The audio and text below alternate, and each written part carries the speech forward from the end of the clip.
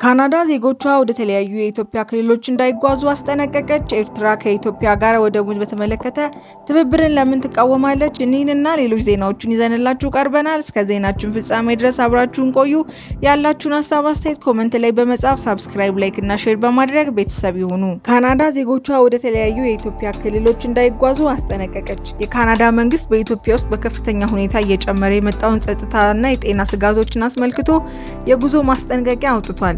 ዜጎቹም ወደ ተለያዩ የሀገሪቱ ክልሎች እንዳይጓዙ በተለይም ወደ አማራ፣ ትግራይ፣ ቤኒሻንጉል ጉሙዝ፣ ጋምቤላ፣ ሲዳማና የሚከተሉትን የኦሮሚያ ክልል ዞኖች ሰሜን ሸዋ፣ ምዕራብ ወለጋ፣ ምስራቅ ወለጋ፣ ቀለም ወለጋ እና ሆሮ ጉሩም ወለጋ ከቶም እንዳይጓዙ አሳስበዋል። እንደ አውሮፓውያን አቆጣጠር ኖቬምበር 14 ቀን 2025 የታተመው ይህ ማስጠንቀቂያ በተለያዩ የኢትዮጵያ ክልሎች እየተካሄደ ያለው የሲቪል አለመረጋጋት፣ የታጠቀ ግጭትና እየጨመረ የመጣውን የኃይለኛ ወንጀል ጠቅሰዋል። አዲስ አበባ ከሌሎች አካባቢዎች አንጻር በአንጻራዊነት ደህና ብትሆንም የካናዳ ባለስልጣናት መንገደኞች በዋና ከተማዋም ቢሆን ከፍተኛ ጥንቃቄ እንዲያደርጉ መክረዋል። ማስጠንቀቂያው የውጭ ዜጎች በመላው ሀገሪቱ ከሰላማዊ ሰልፎችና ህዝባዊ ስብሰባዎች እንዲርቁ ይመክራል። ይህ በጎሳ ወይም በፖለቲካ ውጥረቶች የተነሳ የሚደረጉ ተቃውሞዎች በፍጥነት ወደ ሁከት ሊለወጡ እንደሚችሉ ያስጠነቅቃል።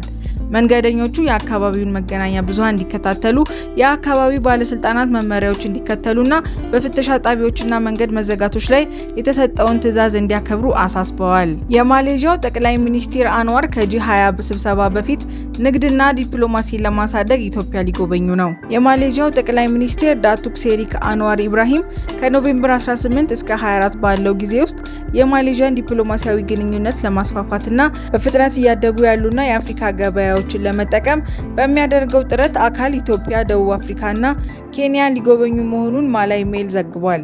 አንዋር በልዩ በተከራየ የማሌዥያ አየር መንገድ በረራ ላይ ከፍተኛ ባለስልጣናትና የማሌዥያ የንግድ ልዑካን ቡድን ታጅበው ይጓዛሉ። የጠቅላይ ሚኒስትሩ ከፍተኛ የፕሬስ ጸሐፊ ቱንኩ ናሽሩል አባይዳህ እንደተናገሩት ጉብኝቱ በመንግስት ማዲ አጀንዳ ስር የኢኮኖሚ ትብብርን ለማጥለቅ፣ ኢንቨስትመንትን ለመሳብና የማሌዥያን ዓለም አቀፍ አጋርነት ለማስፋት ያለመ ነው ብለዋል። አንዋር በአዲስ አበባ የሚያደርጉት ቆይታ የኢትዮጵያን ፕሬዝዳንት ታዬ አጽቀሥላሴን ይጠይቃሉ ተብሎ ይጠበቃል።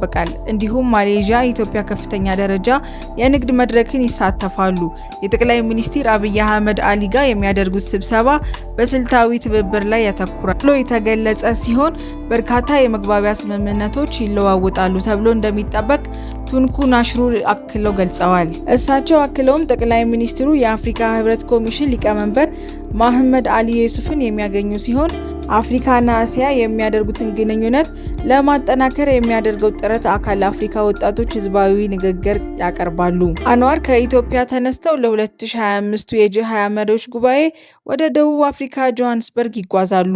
አድማጭ ተመልካቾቻችን አብራችሁ ስለሆናችሁ ከልብ እያመሰገንን ያላችሁን ሀሳብ አስተያየት ኮመንት ላይ በመጻፍ ሳብስክራይብ፣ ላይክ እና ሼር በማድረግ ቤተሰብ ይሁኑ። ኤርትራ ከኢትዮጵያ ጋር ወደቡን በተመለከተ ትብብር ለምን ትቃወማለች? የኢትዮጵያ የባህር በር ፍላጎት ህጋዊና ድርድር የማይጠይቅ ቢሆንም ከኤርትራ ብሔራዊ ሉዓላዊነትና የደህንነት እይታ አንጻር ይህ ትብብር የማይፈለግበት አደገኛና አሁንም የሚቃወሟቸው ጠንካራ መሰረታዊ ምክንያቶች አሉ። እነዚህ ምክንያቶች ከስሜታዊ መስፈርቶች በላይ የሆኑ ታሪካዊ ልምዶችንና ስልታዊ ስጋቶችን ያንጸባርቃሉ።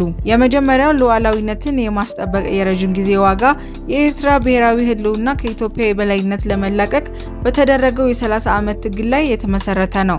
ማንኛውም አይነት የጋራ የወደብ ልማት ወይም የረጅም ጊዜ ስምምነት በኤርትራ መንግስት ዘንድ የሀገሪቱን ሉዓላዊነት ቀስ በቀስ ለመሸርሸርና ወደ ቀድሞ የኢትዮጵያ ተጽዕኖ ለመመለስ እንደ መጀመሪያ እርምጃ ይታያል። ኤርትራ የባህር ዳርቻዋን እንደ ብሔራዊ ደህንነት ዋስትና ትመለከተዋለች። እንዴት እንደተቀለበሰ ኢትዮጵያ ዳርቻዎቿን ቁጥጥር ከሞላ ጎደል ማጋራት ማለት ነው። ይህ በመጨረሻ ወታደራዊና ፖለቲካዊ ተጽዕኖ እንድታጣ ያደርጋታል። ከ1950ዎቹ እስከ 1962 ዓ.ም የኤርትራ ከኢትዮጵያ ጋር የነበራት ፌዴራላዊ ትስስር በኢትዮጵያ ንጉሠ ነገሥት ዘውዲቱ ምኞት እንዴት እንደተቀለበሰ ኤርትራ የቅርብ ታሪካዊ ማስረጃ አላት። ይህ ታሪካዊ የመተማመን እጦት መሰረት ነው።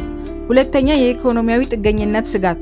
ትብብር የኢኮኖሚያዊ እድገትን ሊያስገኝ ቢችልም በኤርትራ እይታ ግን ትብብሩን ከፍተኛ የሆነ ጥገኝነትን ይፈጥራል። ጥቅምን አለመቀበል ለምን? የኢትዮጵያ ኢኮኖሚያዊ ኤርትራ በብዙ እጥፍ ስለሚበልጥ በጋራ ወደቡ የሚያደርግ ኢንቨስትመንት ወይም ትስስር ኤርትራን የበላይ በሆኑ ጎረቤቶቿ ላይ ጥገኛ እንድትሆን ያደርጋታል። ይህ የኢኮኖሚያዊ ጥገኝነት በቀላሉ ወደ ፖለቲካ ተጽዕኖ ሊለወጥ ይችላል። የኤርትራ መንግስት ለብሔራዊ ራስ መቻል የሚሰጠውን ትኩረት ከፍተኛ ነው። የኢትዮጵያ ወደቦቿ ላይ ወሳኝ የኢኮኖሚያዊ ድርሻ ሲኖራት፣ ኤርትራ የራሷን የውጭ ፖሊሲ ለመወሰን ነፃነቷን እንደምታጣ ትሰጋለች። ሶስተኛ፣ ለቀጠናው መረጋጋት የኃይል ሚዛን አስፈላጊነት።